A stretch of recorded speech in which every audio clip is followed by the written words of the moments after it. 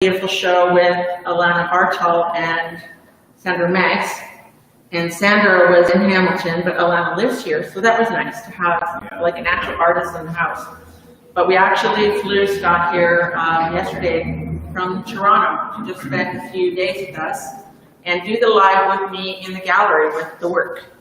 So a little weird to jump on an airplane, I'm imagining? Yeah, it was super weird. A little more full than I had expected, but it made sense to come here, I think. Like it felt totally fine, like I'm comfortable being here. And it's really good to see the works again because I haven't seen them in so long. And how are things now in Toronto, COVID-wise? How are things feeling? Still pretty strict, like we're out often, every day kind of thing, but still wearing our mask and still, like a lot of the dining is out on patios. You can tell that people are still taking it seriously. So. Which is good. Yeah. Which is awesome. And are you teaching this term? Not teaching this term. It's a lot of the studio courses at OCAD were sort of transferred to January opening. So yeah, nothing in September. So you have a term to just paint. Paint, yeah. And be. Yes, and be. So that's kind of nice. That's one of those little silver linings on this COVID cloud that we're living with, is time with family, for sure. Yeah. And time to reconsider a lot of things, which is part of what this show is about, which I'm excited to talk about. Totally. And also, for artists, time for studio practice. Yeah. So this was supposed to open beginning of June. We were supposed to move into this new gallery space for an opening with Eric in the beginning of May. And then you were going to be a June show. That's right. And now we're opening you September. How did all that shifting and changing impact the show that we're looking at now? I mean, a lot of the ideas were being developed in, say, November, December of 2019. Didn't yet have titles, didn't yet have the show title yet, but it was like, okay, I'm going to start working, I'm going to start getting to the studio, and I feel like I had done some drawings and some little pieces, and then as soon as it was lockdown, we got to stay in, it was like, yes. I mean, I was going to stay in anyway, I was going to stay in and make the work anyway, but it really felt like I had a lot more time and focus to be able to just do the paintings, just do the work. Just focus on that. Yeah. And you were quarantining at home with your lovely wife, Serena? Yes. And I assume she was working at home? Yeah, working full-time from home. She still is, and I'm not sure if she's going sort of back until about November. So it's been great to a little office set up in part of the studio. And so was this work made a little more in concert with her being around than would be typical? Yes, for sure. So she was able to see more of that process rather than, at the end of the day, seeing the work finished, for example. She's able to see sort of what kind of goes into it and my steps that go into these paintings. Yeah. How was that for you? She's probably watching. She's probably watching, yeah. Hi, Serena. Hope you're there. How is that for you? Is that different, having her as sort of a witness to your process a bit more than normal?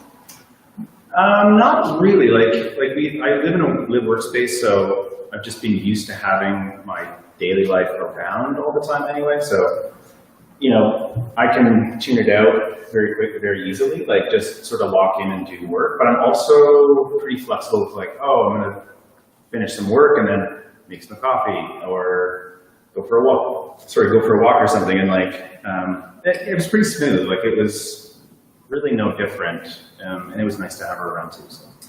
Well, let me say the result of all of that is pretty outstanding. And we are incredibly excited to have this work by Scott, this new series of new paintings called Smooth Sailing, in our gallery space, in this beautiful space. And we'll get around to look at the works. And the largest painting Scott's ever painted for an exhibition is on my largest, tallest wall over there. And these 17-foot walls can make even that painting look manageable.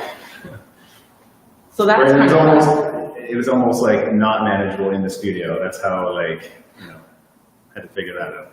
yeah. It fit through the door. So It's here. that We're works. really excited that it's here. So we have a beverage in hand. We're not going to cheers. We're going to virtually cheers like the elbow toast. Right.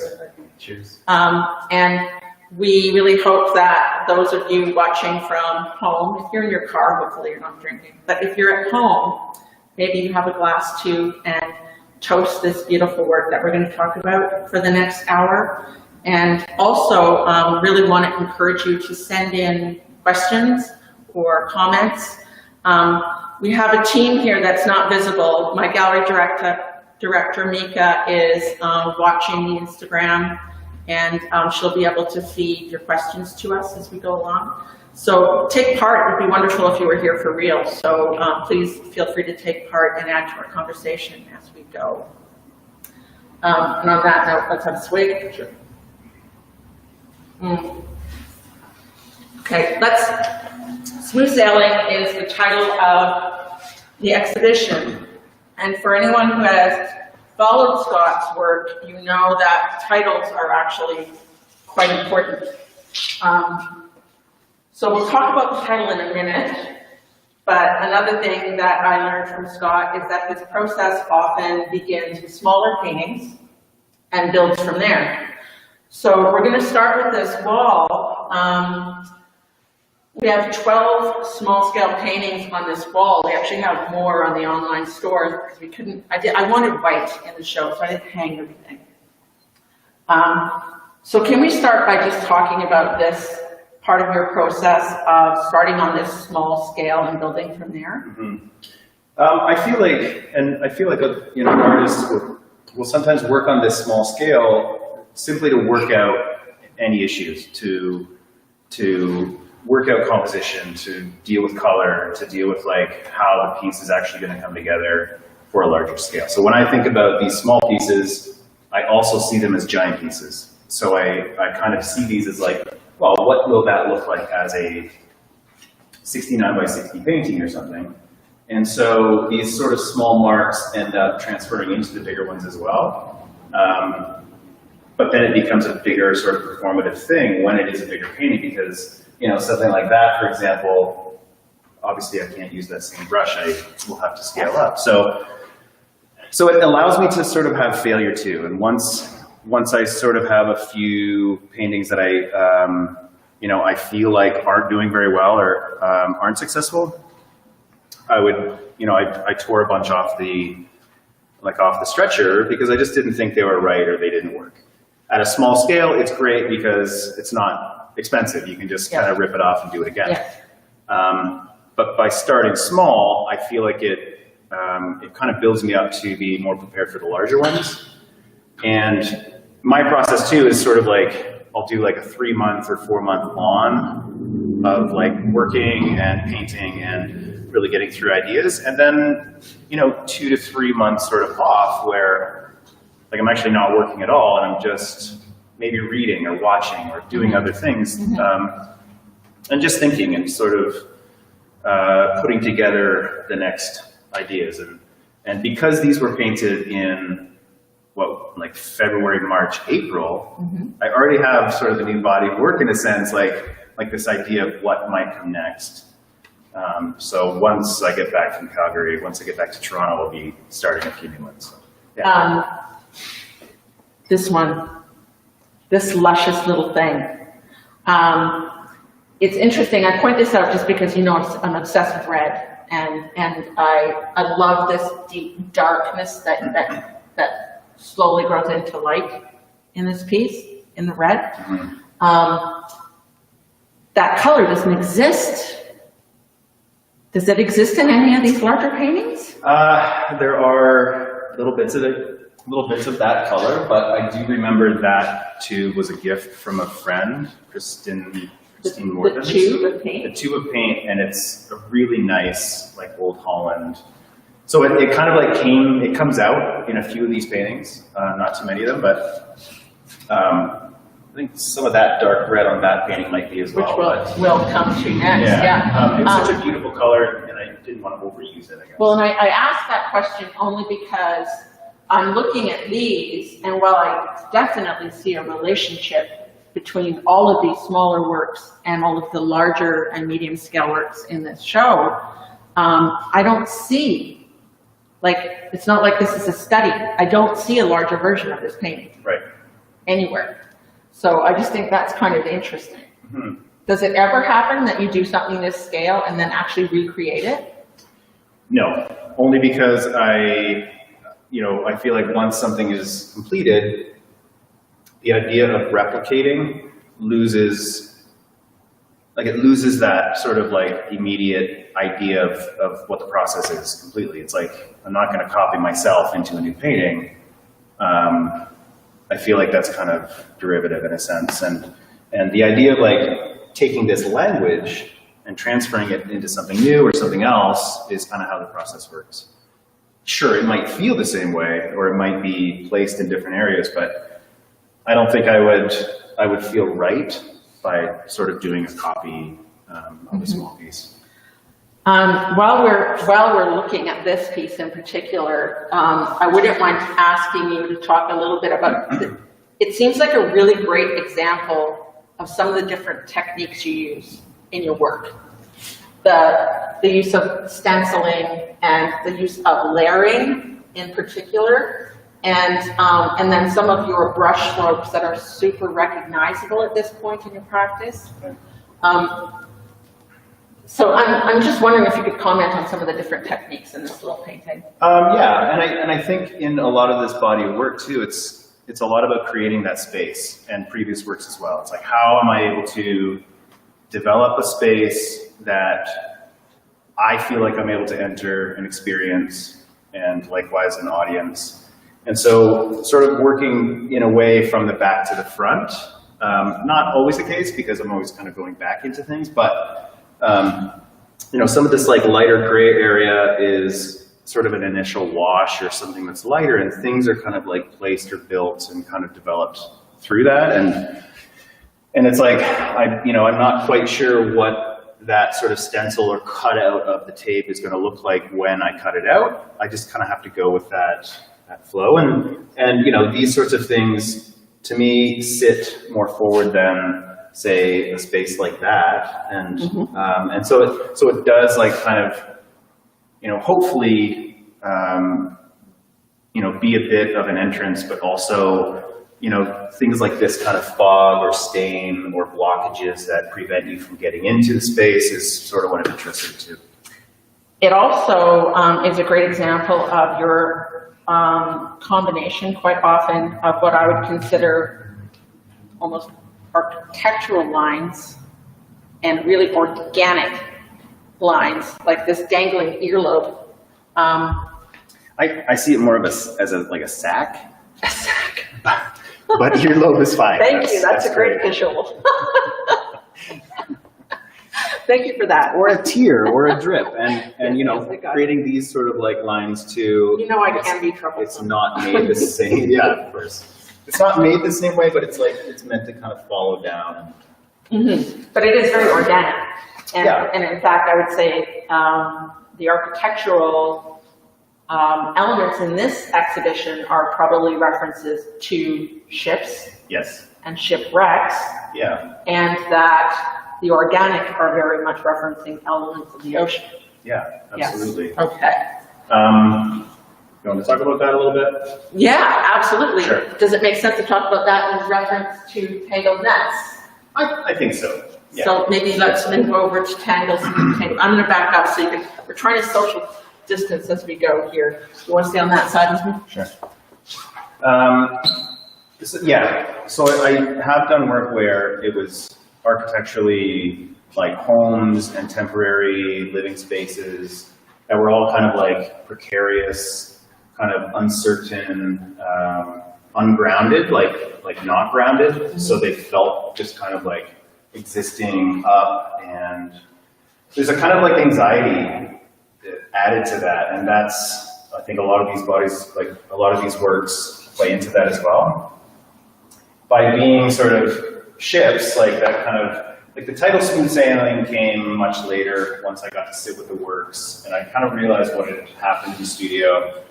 And this idea that like, you know, everything is just peachy and wonderful and this, you know, smooth sailing, it's not really. Like we're actually going through this time and it's all very challenging for everybody.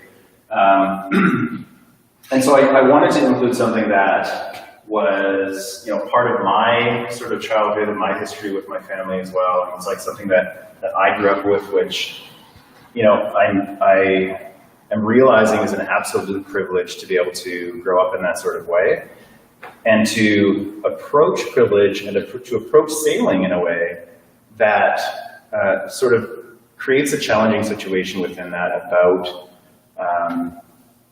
you know, communication and relationships between not just formally as abstraction, but, you know, with, say, my father and with my wife and with people around me. So these kinds of things, you know, I wanted to use the architecture of ships in a way and to use elements that would reference the water and reference what's under the water or on it or within it. Because water has always been this sort of space for me that is, it's about leisure, but it's also like dreadful and horrifying at the same time. Yeah. So being in this vessel, sitting on top of, you know, this giant body of water it's really interesting to think about for me. And how that can turn into abstract painting is kind of interesting. It's just like, well, I'm going to create these spaces and environments that I'm feeling in certain areas like a little bit tense or a little bit smooth and a little bit calming or wherever it is. Like there's moments of experience for me that, you know, I'm hoping is kind of like experienced in an audience as well. Yeah. Yes. Let's, so one thing I want to ask you about that you mentioned there, but then I'd like to get more into the content of the show as we get around. Sure, yeah. You've dropped some great gems that I want to pick up on. But I also heard you say that as opposed to the title coming to you and making work to fit the title, Yeah.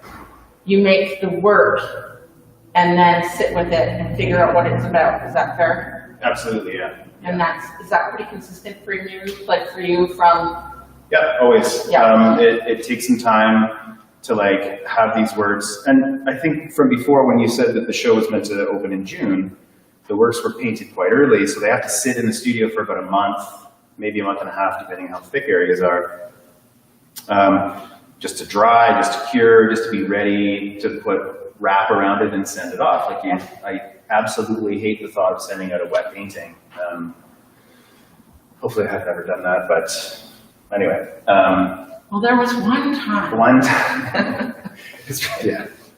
I remember unwrapping one of Was your it small. red? Was it red? No, Because I did one of have, your small paintings, and it was just one of the thick areas, and just a tiny little trace right.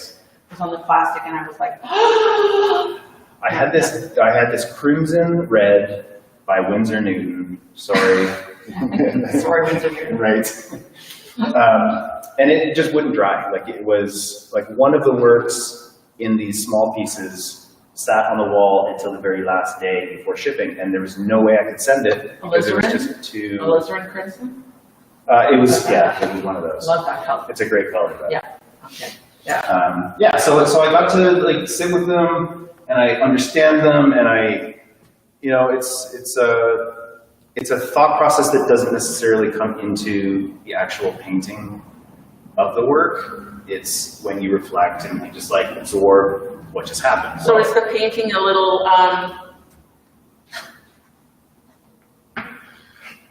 therapeutic? Like what is it? Like therapeutic, thought-provoking, emotional? Like the act of painting? Yeah. Always therapeutic.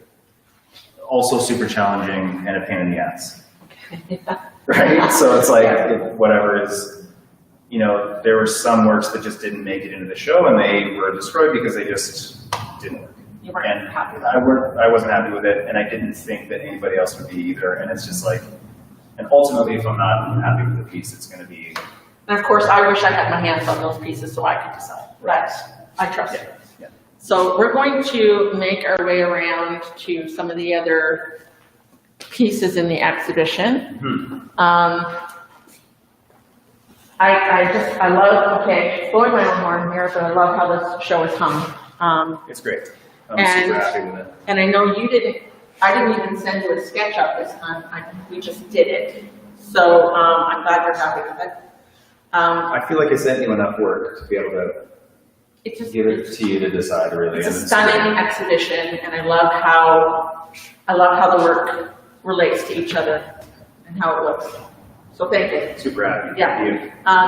I don't think we recognize often enough that when artists make a show like this, that it can be really personal.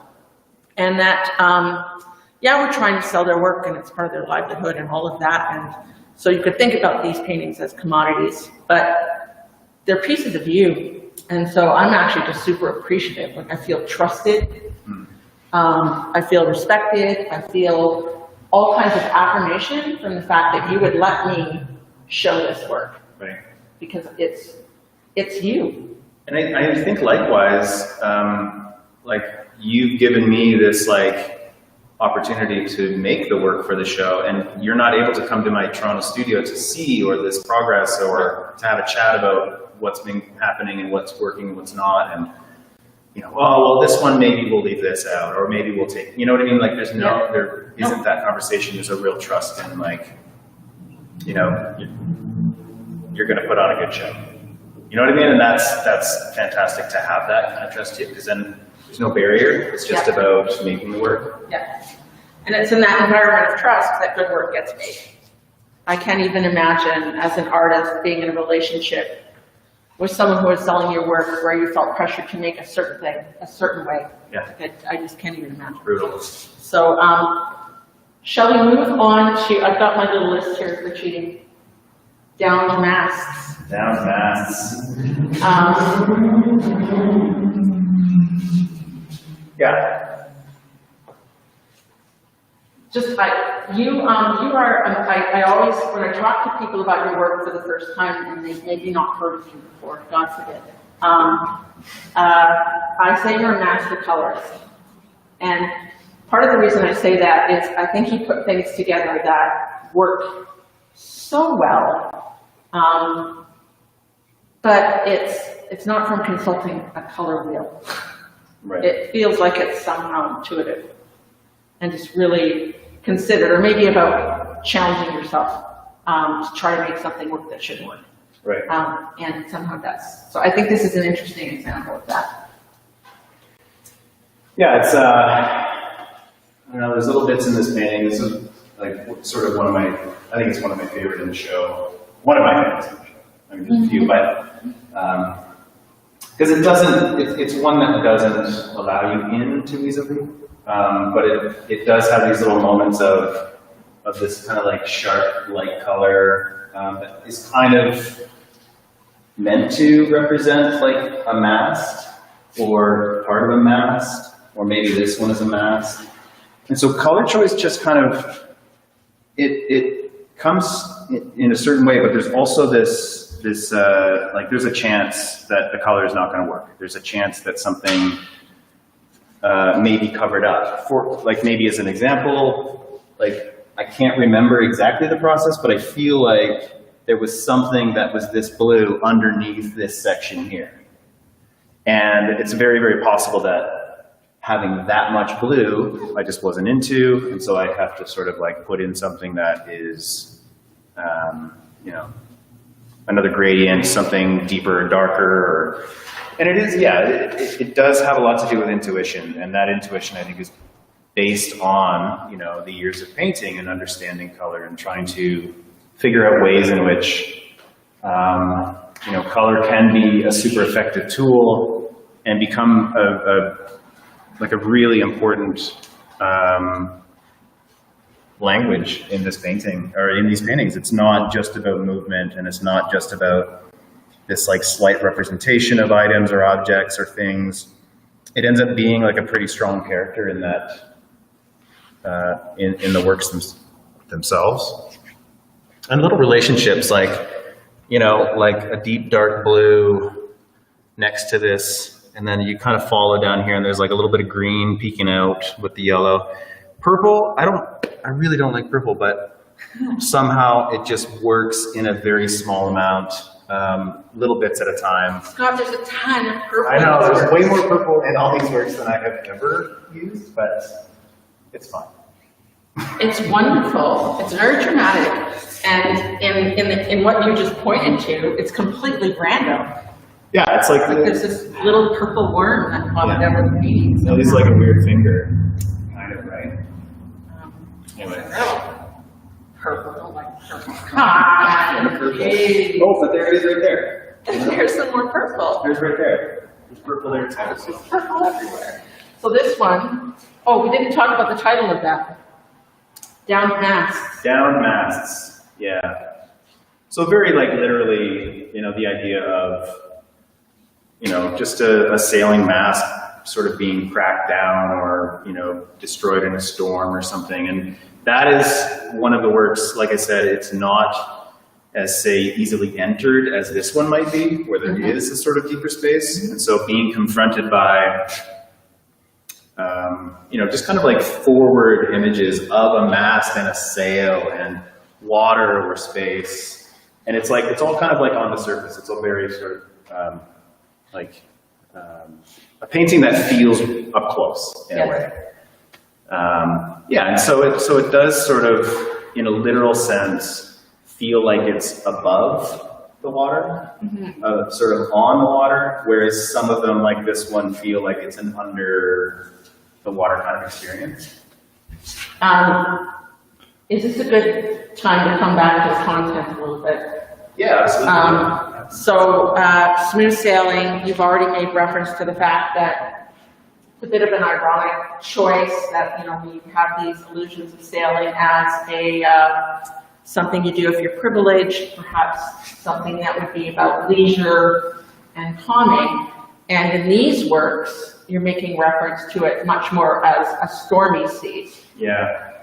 And you also you dropped something about your father there and Serena and a family history of sailing, is that? Yeah, like ever since I was a tiny kid, we were on sailboats. So metaphor about personal change. That was in the first writing you sent me. That's right. After titling this work, you talked about the title of the show, Smooth Sailing, being a metaphor for how we are resistant to personal change and personal development in particular. Right. That's right. Can you expand on that a little bit? Yeah, I think that, a lot of these works, like I said, were happening sort of right at the beginning of the pandemic. But it seemed like there was a lot happening in sort of my personal life that I was experiencing. And I feel, I can't just make paintings and say, oh, they're just abstract paintings. It's like, no, there's content that's in there somehow. It's like how, I also don't want to be just like adding content to paintings because these are about sailing. And why are they about sailing? Well, they're about sailing because I've experienced it my whole life and because I was given that fortune to be on the water a lot and to be around the water a lot. And so, I did mention my dad and this idea that how can one accept these new ideas that I think are super important right now and how people adjust to them and change to them is very different from my perspective than it is to, say, my father's perspective. Yes. And I think that ultimately, when I really get thinking about it, these are paintings about the sort of history that I've had growing up and how we want people around us to change and to make adjustments and to be better people. And sometimes that can't happen. Yes. And I feel like entering into these sort of tumultuous paintings are metaphors for that in a sense. Maybe not specifically my dad, but as sort of a broader idea of how we relate to certain, how we like adjust and relate to certain things that happen to us in our personal lives. And like, yeah, so I think some of these paintings are a little more troublesome, I guess, or problematic in a way, where they are complicated and they're hard to enter and they're hard to see what actually is being represented here. Yes. But I feel like, you know, being an abstract painter, I still am leaning into this sort of like narrative and this representation of items and objects and things that, which I think you accomplished as deep stage. So this one is called Deep Stage. And there's this incredible darkness that happens in this painting. And so as you're talking about the frustrations and challenges of accepting people who maybe aren't changing, progressing, developing as we would like, and personally too, right? Like we've got these dark areas of ourselves. I mean, what a crazy time right now. Again, one of the silver clouds of this COVID cloud, or silver linings, I think, is how, you know, at the same time, some really tragic things have happened in some really incredible lives, and we've been forced to reevaluate racism, inclusion, diversity, all of these things, and our attitudes and ideas and ignorance about those things. 100%, yeah. And talk about dark waters. We all need to dive in there, right? Like we need to dive in there and figure out where we sit with all of that. So, and the changes that we can make. And the changes we can make. And so I think it's a particularly poignant show right now to talk about shipwrecks and dark waters in relation to personal development. Yeah. In our parents, in other generations, but also in ourselves. Of course, yeah, and that's the thing too. Like, I feel like I've gone through a lot of development and change in the last 6 months, more than ever, and I think that like making work about that is you know, it's not about that, but it's interesting. Like being a painter, and it's like I went through some periods of like what am I even contributing to? I'm a painter, you know. You know, it's not life-changing, it's not world-changing, basically, so. Yeah, well, your life changes. Yeah. So to the extent that you can be honest about what's going in your life and put that into a visual language that might connect with some other people, then that's pretty valuable. Thank you. Perhaps more now than ever. How many people in history have said that? Many. So this one is called Whale Fall. Whale fall. So whale fall is when a whale dies and the carcass falls to the deepest point of the ocean, and it gets scavenged by everything that didn't basically pick on it on its way down. So it just kind of gets gathered up by all the bugs and all the bottom feeders and things like that. So it feels to me like it's a very grounded, like this is kind of an area that's at the very deepest sort of bottom part. You know, there's little sort of, we talked about motifs and things that take on, like especially that motif that I usually include in paintings, because it is something that is a little bit identifiable. So it's something that you can like, oh, that's kind of like a branch. And once that is identified, it's like what I hope, and when I'm painting it as well, is like, well, how is this identified? What is that in relation to the branch? Like, that's the branch, what might that be? That also is kind of a branch, but what might this be? Is that like a little plume of something? Is it a solid, you know? So the idea of creating abstract language, or using abstract language to create a tangible thing, is what I'm most interested in painting, honestly, is like what kind of environment or landscape, I suppose you could call them. Yeah, and how you can enter that and experience it. It's pretty amazing to me that something like this, right, that is really such a small and minute touch relative to this entire piece. Yeah. And I'm mesmerized by that little spot.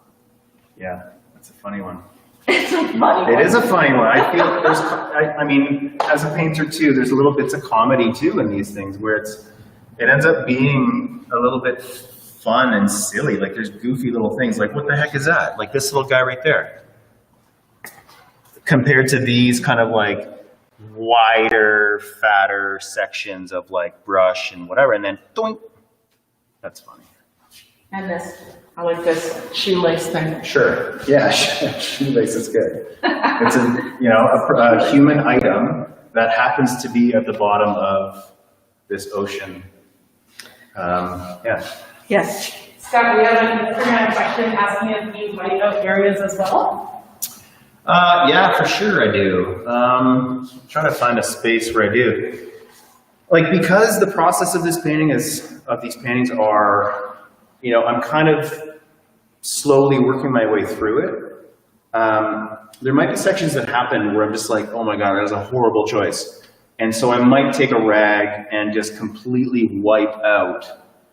I feel like that's a pretty good area. You can almost see this, like, see that lighter strip right there? Mm-hmm. That's the canvas, like, hitting the wood. And because it's been wiped down so aggressively, I'm assuming, like, I can't remember exactly, but I'm guessing that there was a section of paint right there that just did not work. I wiped it all out, and it, the idea of fixing something creates something new as well. So it's kind of like, okay, it's an error, but I'm going to work on this and like make a bit of a change. It ends up being better than the original paint that had gone on there anyway. So the wiping out becomes as important, I suppose, as like something deliberately put in like that. Yeah. Do you sometimes create shapes? I mean, sometimes you clearly make shapes very deliberately, like the branch. Yes. But then there's other things, like the earlobe sac, that I see a cocoon. Right. I instantly see a larvae when I look at that. Nice, yeah. Which probably doesn't belong in the bottom of the ocean. I don't know, but it certainly fits with the rest of the content of the work. If it's a whale that's fallen and it's been consumed, it's metamorphing into something else. Right. It's become food for many creatures. Yeah. And I mean, and certainly around personal development. That's true. And there is, like, the painting behind you, rust plumes. Like, this idea that it's like a little puff of smoke or a bit of a, construction of stalagmite or stalactite. Can't remember. Gotcha. But one of those, a structure that's being formed, or, like a thermal vent, for example, is kind of where that came from, too. Okay, which is right behind you. Yeah. So why don't we just... Yeah, sure. Thermal ventilators. Thermal ventilators. I mean, this was obviously painted within, a couple of months of COVID being introduced. And so the idea of, a ventilator is like, I could have just called it a thermal vent. Sure, that's fun, but I think more fun is calling it a thermal ventilator. It speaks of like plus these things are kind of like right in front of you, so they feel like it's almost like blocked off. It's a painting that has all of the content sort of like up front, mm-hmm. rather than buried back, and it's harder to enter than some of the others. It's interesting because it is harder to enter, and yet it's because of all of the light, it's got so much space. Because of all of this light area, mm-hmm. the density, if that makes sense. Yeah. And I guess like using so much white as well would have been, I would have had these smaller works in the studio just hanging around. And so the choice of using this sort of gray white is probably based on what was hanging out around it. And like, I'm not going to use like green to purple again. It's sort of like making choices to, make it a bit different than a couple of the other ones that have been painted before. It's really interesting in an area like this because this looks like uncut. Like this is like straight color. That's right. From the tube. Whereas lots of other areas, you could tell that you've blended, you've mixed, you've created new colors. But this next to all of these other colors is so vibrant. You know, it's really interesting because for a lot of my years of painting, I was always like really, really adamant about mixing paint because I always wanted to make it my own. Just so I'm not like relying on, and I know like there's companies out there that make incredible colors and some of them shouldn't be mixed because they're just so perfect the way that they are. But they're also like really expensive sometimes. Like the little tubes can be really pricey and it's like, I can't necessarily get 80 of those to be able to create as much material. So mixing in, for example, like just a standard like titanium white into a color will really give it more volume. It'll, you know, maintain some of the color that I want. It might change it into a pinkish or whatever, but but there's some like this. It's a Viridian green, and then I'm not sure if the camera will pick that up, but it's a copper.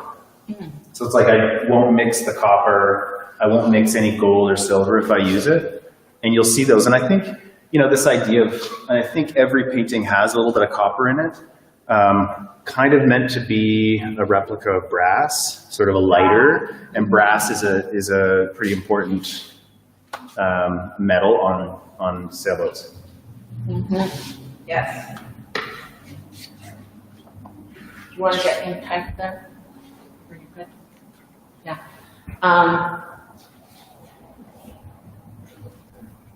And then there's lots of these really strong verticals in this one. Did this happen before this, or did these happen in response to this? I can remember.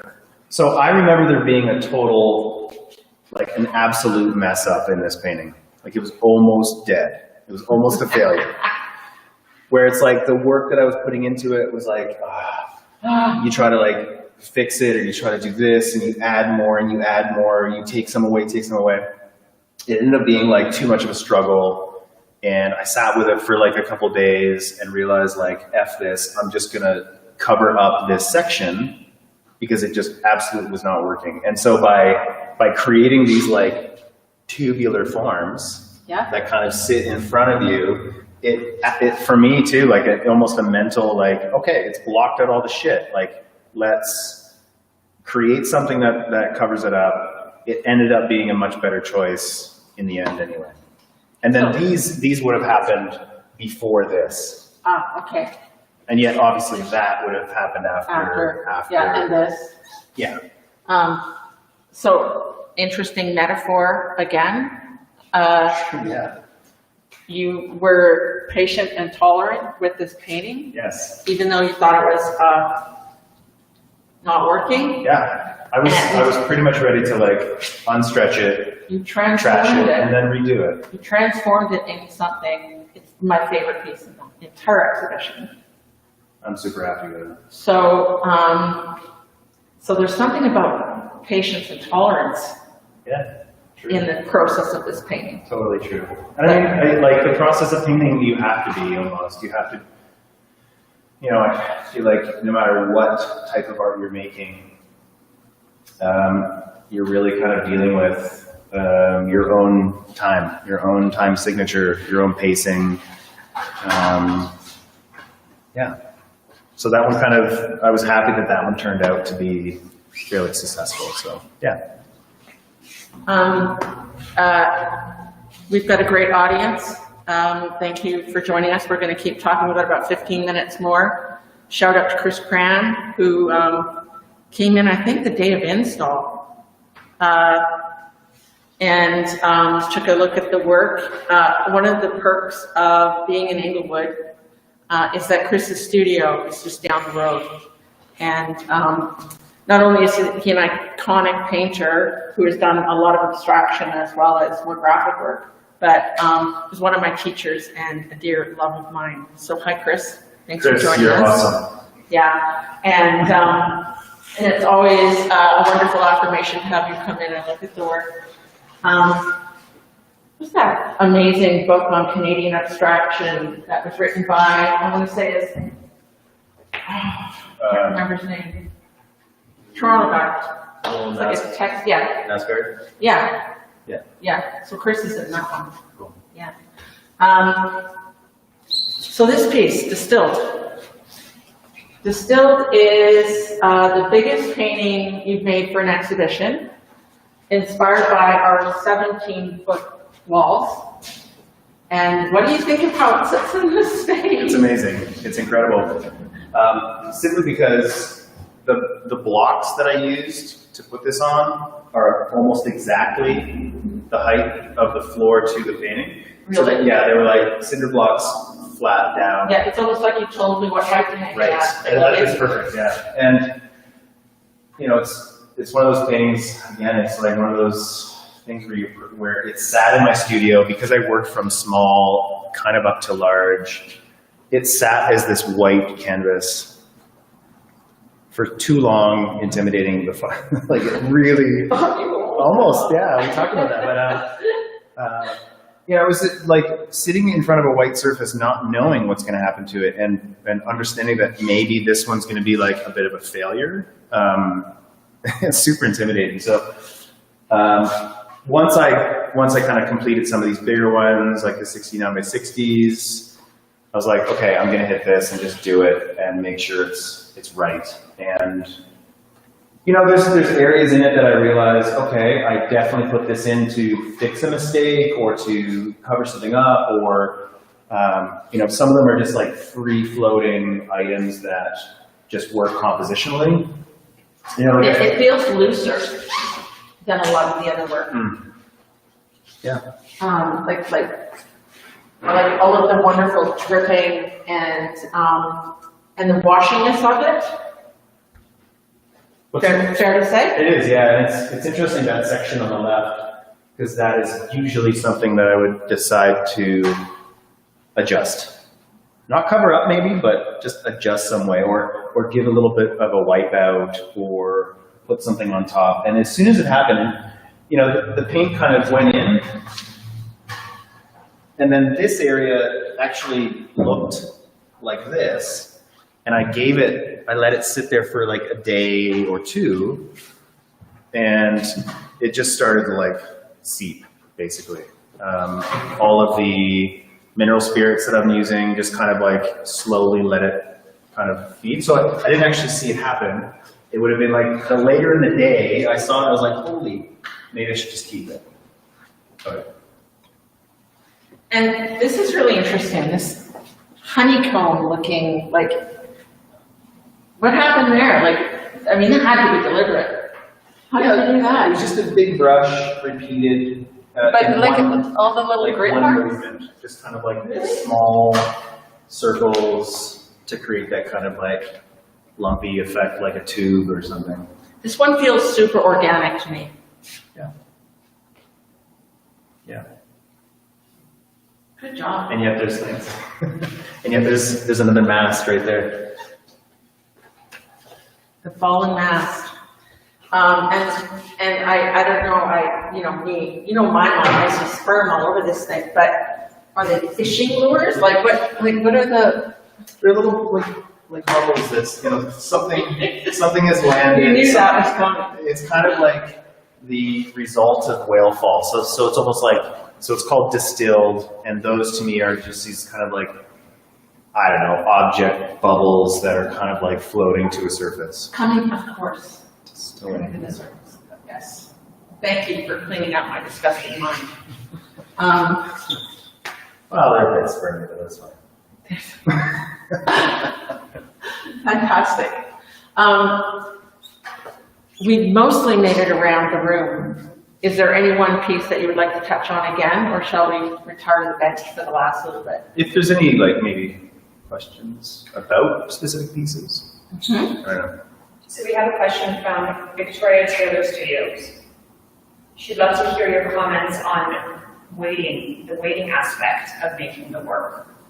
That's a great question, because this body of work has really changed my whole process. you know, I would say like 5 years ago, there was this idea of like, I'm going to complete a painting in one go. And that was kind of like a badge of honor. It's kind of like, hell yeah, like 8 hours of this painting. And I beat that painting. Like I won. And then, I think now, like with these ones, they have taken so much more time. Like the idea of finishing a painting in 3 weeks rather than a single day was really interesting, because I do need to let paintings sit, and then you get to experience, you know, this like, you get to experience 3 days with the underlayer. And then you know, I was able to sort of see or develop ideas about that painting, you know, within that 3 days, so that I felt like my choices a little bit later after waiting were more successful in a certain way. Like they felt right. It wasn't about rushing. It wasn't about pushing through a painting because I just wanted to get it done. It was more just like, I wanted the material to be maneuverable and adjustable as I go. So this was a really incredible process to be able to like actually sit with different stages of the work and just maybe start another one. And that's the thing too. I used to just do one painting at a time, and this body of work was doing little bits of a few at a time. And that's, So you had, say, 3 on the go at a time? I would say 4 or 5 of the small ones, maybe 2 of the bigger ones at the same time. Moving in between back and forth. That's right. So is this something that comes with, forgive me, I'm older than you are, maturity? I mean, it must be. Like, it's just, like, who knows what's going to happen? Like, I have these ideas of paintings that are a slightly different process than these ones. So the ones I might paint in a couple of weeks will likely look quite different, but there's still going to be those elements of, and languages, obviously, that are familiar. So yeah, it's like, and it's continuous. The idea of learning in painting is nonstop. It's like nonstop. Nonstop. And back to our content, there's just, I mean, I don't know if you intended it, but it's there, the crossover between you and the act of painting and personal development, obstacles to personal development.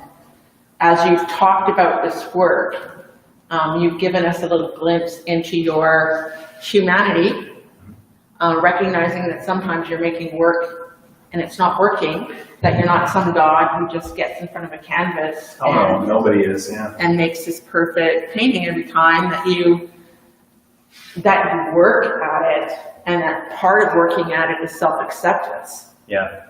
And allowing yourself to do some things and sometimes leave some things you're not entirely comfortable with. And back to the question, that means waiting. Yeah. Like that means giving yourself some time so that you don't just rush in to fix.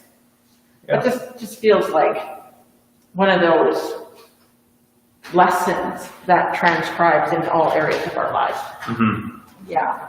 Yeah, the communication that's happening between like myself and the painting and the things that I'm trying to work out within that painting, I think have a very close connection to like what I'm working out in life, and how, you know, important it is to really, you know, work that out and find a way to come to better solutions more successfully.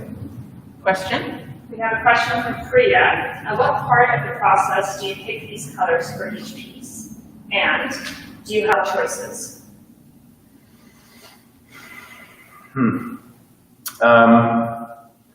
So I'll basically have all my tubes laid out on my studio table. I don't have a preconceived idea of what the painting is going to look like, but I'll start with a ground that I feel like, for example, in a couple of these, the ground layers are sort of like these grayish, lighter browns, some sort of like gray greens.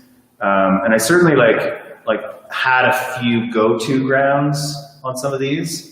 You can tell a lot in the smaller works where the ground is like this glowy orange, yellowish colored green, even sort of yellowish orange green, Yeah. whatever color that is. Yellowish, yes.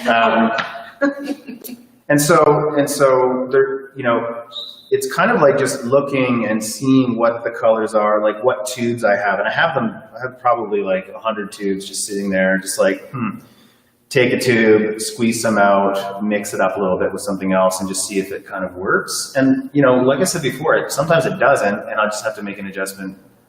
And it's almost like that mistake of color choice has allowed me to see like, that light sort of minty green isn't going to work here. It's way better as a mauve or, you know, a deep dark violet or something like that. So, or not deep dark violet because I don't like purple, but something like, say, a deep dark red, like that Chevenix's Crimson, which is in those little paintings. So in terms of you actually having a palette that you go to, that only is true to the extent that there might be certain tubes of paint lined up on your table.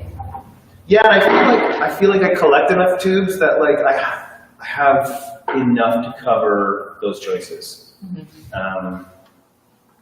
Whatever it is, like 10 yellows, a couple oranges, 10 reds. You know what I mean? Like there's different varieties in that sense that I can just kind of, if I decide to pop in. Yeah.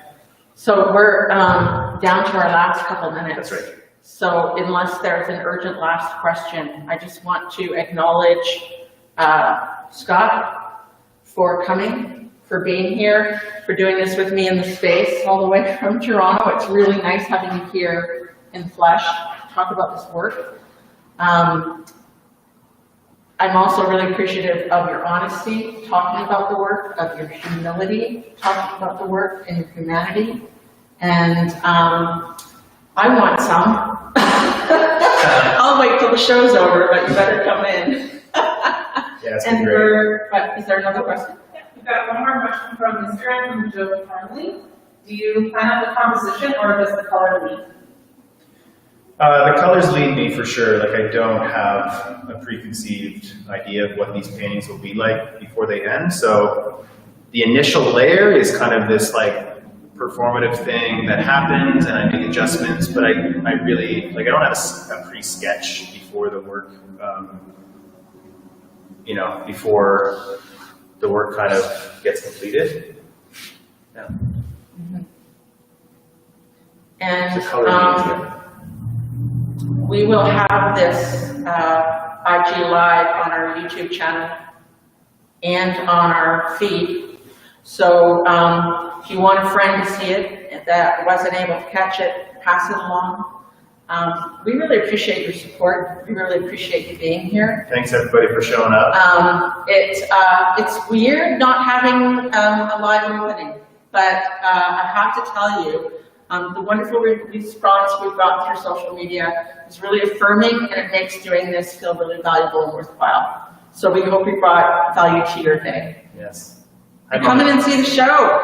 Hi, Mom and Dad. Yeah, and online there's a virtual tour and a store. So feel free to go to the Vivianeart.gallery website if you want to see more.